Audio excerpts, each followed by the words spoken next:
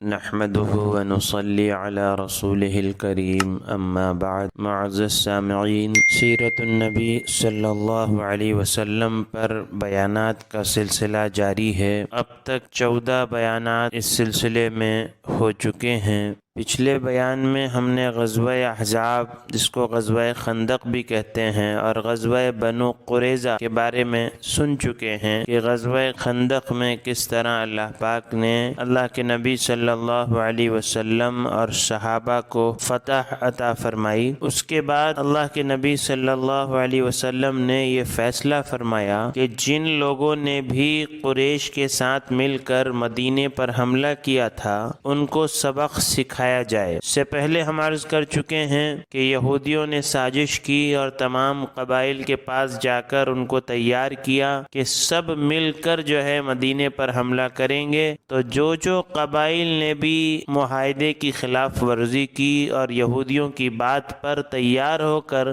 غزوہ خندق میں آئے، اللہ کے نبی صلی اللہ علیہ وسلم نے صحابہ کے لشکروں کو روانہ کیا، اور جس کو سرایا کہتے ہیں، غزوہ اس کو کہتے ہیں جس میں اللہ کے نبی صلی اللہ علیہ وسلم خود تشریف لے گئے، اور سرایا اس کو کہتے ہیں جس کو اللہ کے نبی صلی اللہ علیہ وسلم نے صحابہ کی جماعت کے ساتھ روانہ فرمایا۔ تو کئی لشکر صحابہ کے جو ہے روانہ کیے گئے۔ انہی میں سے ایک لشکر حضور اکرم صلی اللہ علیہ وسلم نے زید ابن حارثہ کی عمارت میں بنو سلیم کا مقابلہ کرنے کے لیے بھیجا۔ اللہ پاک نے اس لشکر کو بھی کامیابی عطا فرمائی اور بنو سلیم شکست کھا گئے۔ ان کے قیدی لائے گئے، مال غنیمت بھی لایا گیا، اور وہ جو قیدی آئے اس میں ابو العاص بھی ہیں جو اللہ کے نبی صلی اللہ علیہ وسلم کے داماد تھے، حضرت زینب رضی اللہ تعالیٰ عنہ کے شوہر۔ تو مدینے میں یہ بھی قیدی بن کر لائے گئے۔ حضرت زینب رضی اللہ تعالیٰ عنہ کو اطلاع ملی کہ ابو العاص قید ہو کر آئے ہیں، تو فجر کی نماز جب شروع ہوئی تو انہوں نے زور سے آواز لگائی کہ ابو العاص میری پناہ میں ہیں۔ اور مسلمان جب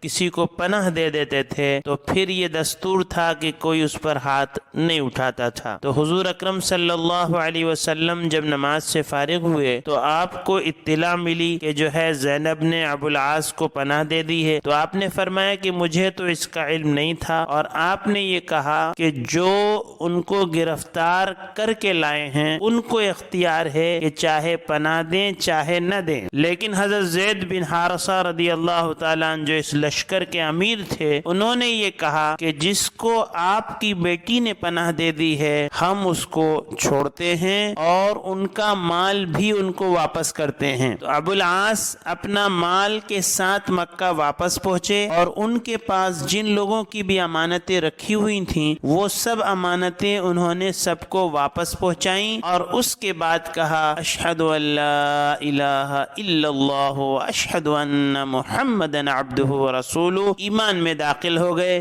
اسلام کو قبول کر لیا، اور یہ کہا کہ اگر میں مدینے میں ایمان لاتا اور مدینے میں اسلام کو قبول کرتا تو لوگ یہ کہتے تھے کہ قید میں ہیں اس لیے اسلام قبول کر رہا ہے، اور اگر میں راستے میں ایمان قبول کر لیتا تو لوگ یہ کہتے کہ ہماری امانتیں کھا گیا، اس لیے اب میں آزاد ہوں کہ میں قید سے بھی باہر ہوں اور لوگوں کی امانتیں بھی میں نے واپس کر دی ہیں، اور اب میں آزاد ہوں، اور مدینہ واپس آئے۔ حضور اکرم صلی اللہ علیہ وسلم نے حضرت زینب رضی اللہ تعالیٰ عنہ کو واپس ان کے حوالے کیا۔ اس کے بعد غزوہ بنو مستلق کا واقعہ پیش آیا۔ ان کا جو سردار تھا حارث بن ضرار، اس کو یہ پتا چلا کہ اللہ کے نبی صلی اللہ علیہ وسلم نے یہ طے کیا ہے کہ جو قبائل نے یہودیوں کے کہنے پر مدینے پر حملہ کرنے کے لیے تیار ہوئے تھے اور غزوہ خندق کے موقع پر آئے تھے، ان سب کا مقابلہ کیا جائے۔ تو اس سردار نے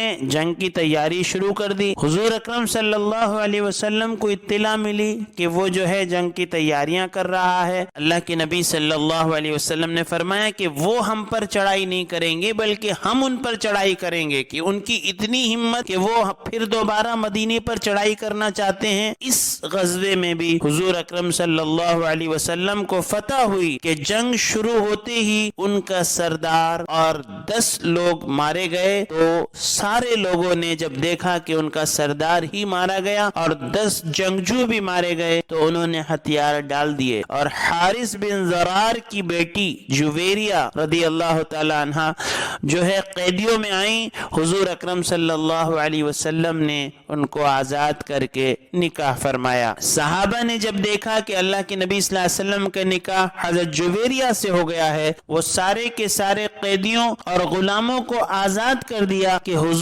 کی بیوی کے قبیلے کے لوگوں کو ہم کیسے غلام بنا کر رکھ سکتے ہیں, لہذا وہ سب کو آزاد کر دیا. غزوہ بنو مستلق سے واپسی پر ایک چشمے پر رکے اور وہاں پانی پر کچھ جھگڑا ہو گیا. مہاجر میں جہجہ جو حضرت عمر رضی اللہ تعالیٰ عنہ کے غلام تھے اور انصار میں سنان, یہ دونوں میں کچھ نوک جھوک ہو گئی اور بات اتنی بڑی کہ مہاجر نے یعنی جہجہ نے انصار کو مارا. بات بڑھتے بڑھتے اتنی بڑی کہ دونوں قبیلے جمع ہو گئے اور مہاجر انصار آمنے سامنے آ گئے. حضور اکرم صلی اللہ علیہ وسلم کو اطلاع ہوئی, اللہ کے نبی صلی اللہ علیہ وسلم تشریف لائے اور فرمایا خبردار یہ کیا کرتے ہو کہ میرا قبیلہ اور تیرا قبیلہ یہ سب عصبیت کی رگیں ہیں. اللہ کے نبی صلی اللہ علیہ وسلم ان سب کو ختم کرنے کے لیے آئے تھے اور اللہ کے نبی صلی اللہ علیہ وسلم نے فرمایا یہ جو قبائل ہیں یہ تو تمہارے لیے تعارف کی چیز ہیں, فقر کی چیز نہیں ہے. قرآن کریم کی آیت بھی ہے کہ وَقَبَائِلَ لِتَعَارَفُوا کہ یہ قبیلے جو ہیں تعارف کے لیے ہیں. ان اکرمکم عند اللہ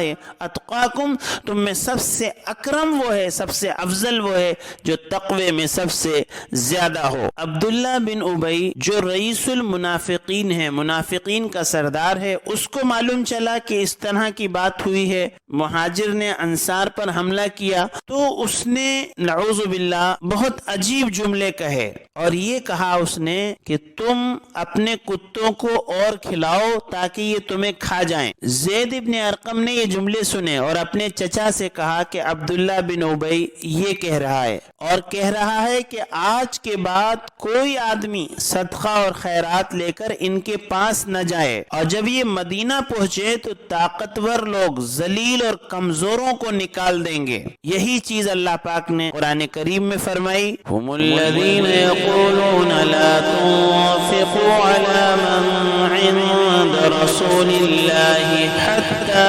ينفضوا وللہ خزائن السماوات والارض ولكن المنافقین لا يفقهون يقولون لئن رجعنا إلى المدينة ليخرجن الأعز منها الأذل ولله العزة ولرسوله وللمؤمنين ولكن المنافقين لا يعلمون.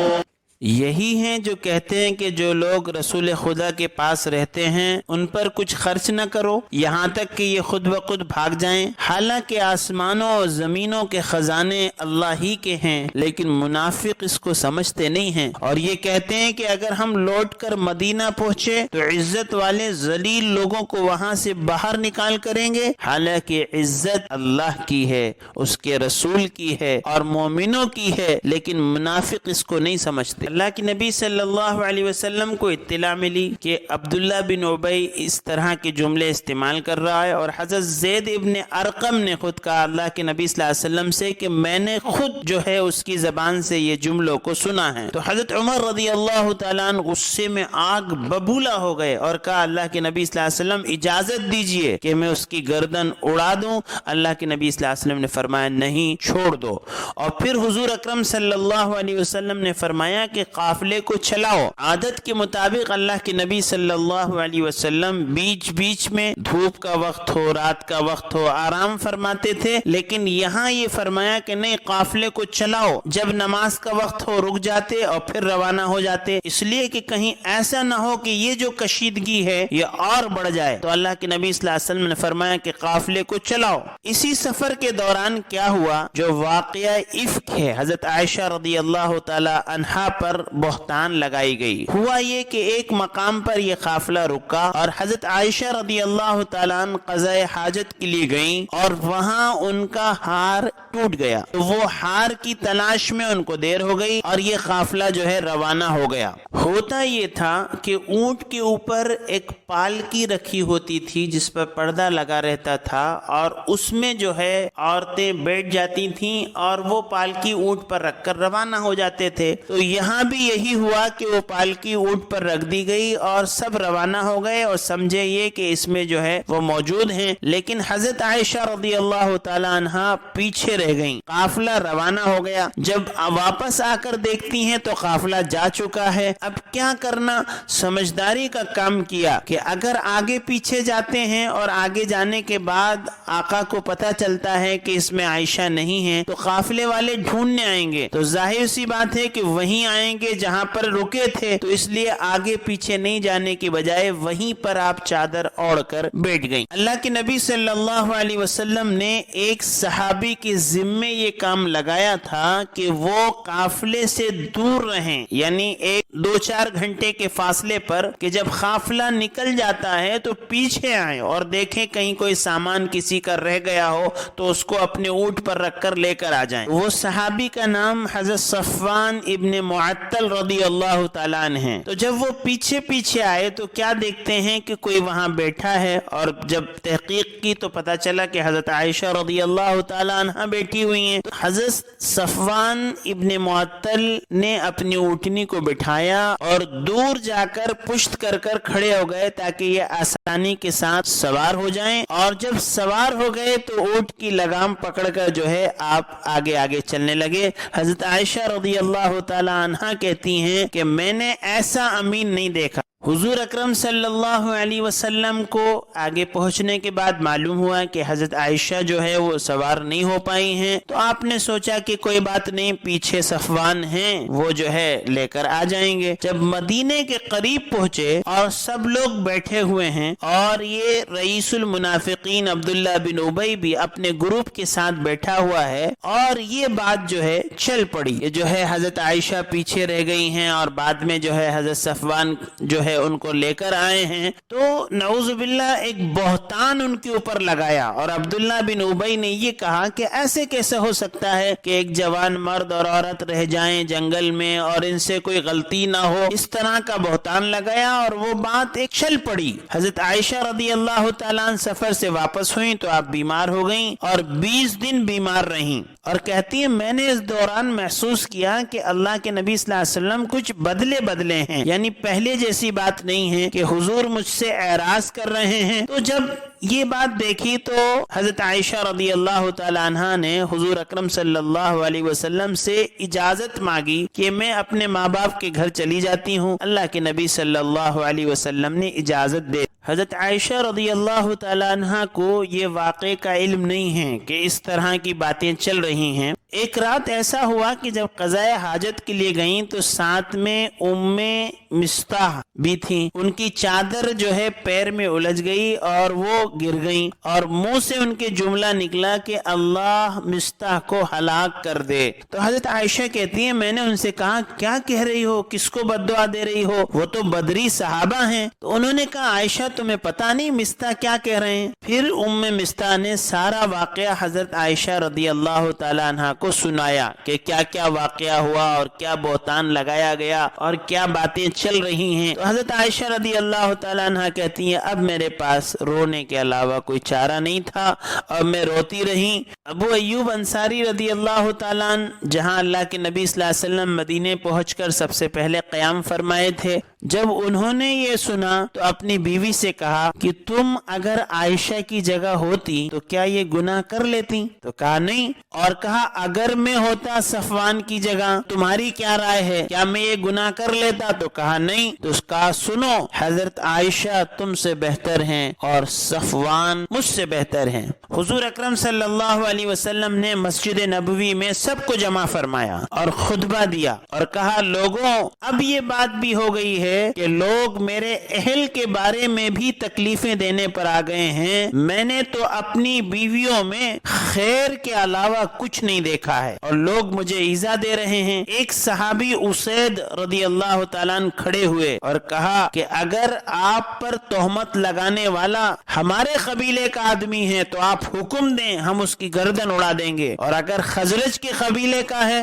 تو حضرت سعد بن عبادہ کو حکم دیں کہ وہ اس کی گردن کاٹ دے۔ تو حضرت سعد بن عبادہ نے کہا اچھا تمہیں معلوم ہے کہ وہ تمہارے قبیلے کا نہیں ہے اس لیے تم اس طرح کہہ رہے ہو۔ اس کے بعد اللہ کے نبی صلی اللہ علیہ وسلم نے حضرت اسامہ اور حضرت علی سے پوچھا کہ تمہاری کیا رائے ہے، اس لیے کہ کیونکہ تمہارا تو ہمارے پاس آنا جانا ہے اور تم جانتے ہو، تو تمہاری کیا رائے ہے؟ کہا کہ میں نے تو آپ کے گھر میں کبھی کوئی غلطی نہیں دیکھی۔ حضرت علی رضی اللہ تعالیٰ نے نبی کریم صلی اللہ علیہ وسلم کیونکہ بہت غمگین ہیں، اس لیے حضرت علی رضی اللہ تعالیٰ نے آپ کے غم کو ہلکا کرنے کے لیے یہ جملہ کہا کہ آپ ایک عورت کی وجہ سے اتنا غم کر رہے ہیں، اس میں کیا ہے؟ اگر ایسی کوئی بات ہے تو دوسری شادی کر سکتے ہیں۔ یہ بات صرف آپ کے بوجھ کو ہلکا کرنے کے لیے کی گئی، اور کہا کہ اگر آپ تحقیق چاہتے ہیں تو حضرت عائشہ رضی اللہ تعالیٰ عنہ کی جو خادم ہیں بیوی بریرہ، آپ ان سے اس کی تحقیق کریں، وہ زیادہ صحیح بات بتائیں گی۔ حضور اکرم صلی اللہ علیہ وسلم نے حضرت علی سے فرمایا کہ تم ہی تحقیق کرو۔ انہوں نے بریرہ کو بلایا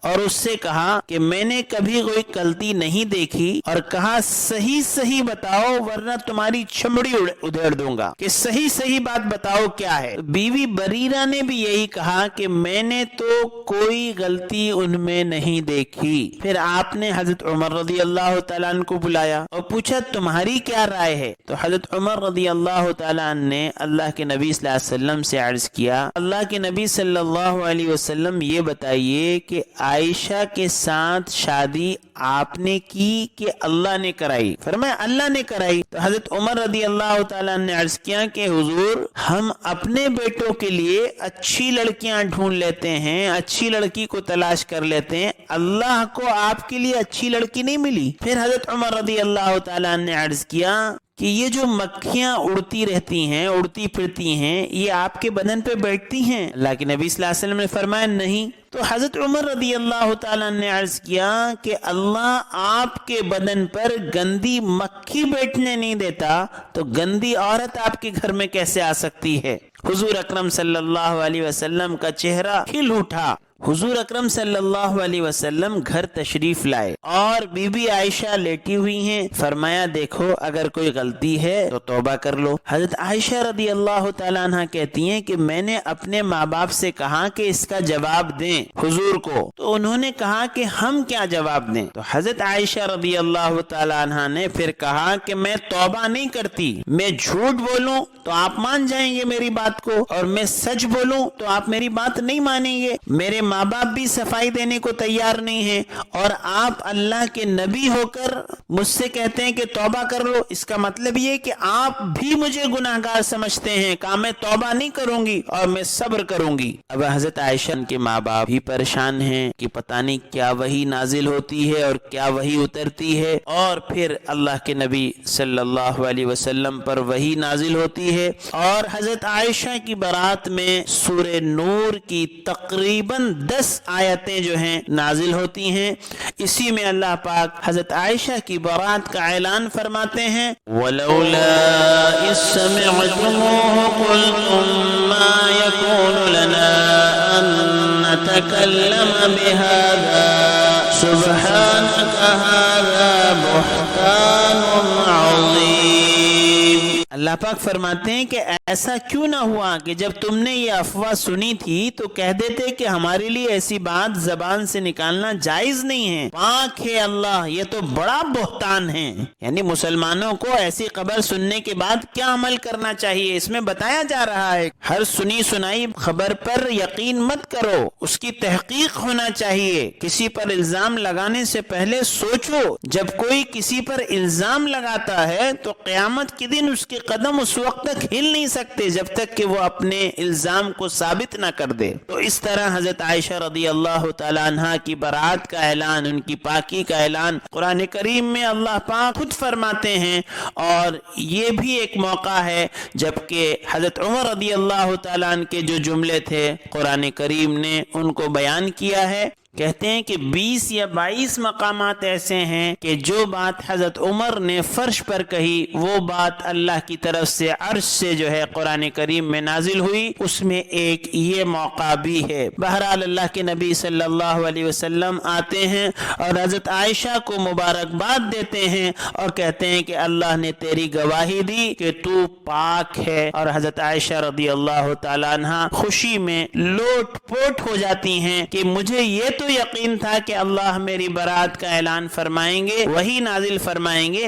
لیکن یہ نہیں سوچا تھا کہ قرآن کی آیت ہی میری برات میں نازل ہوگی۔ بقیہ انشاءاللہ اگلی قسط میں اللہ تعالی ہم سب کو ان واقعات سے سبق حاصل کرنے کی توفیق عطا فرمائے۔ وآخر دعوانا ان الحمد للہ رب العالمین۔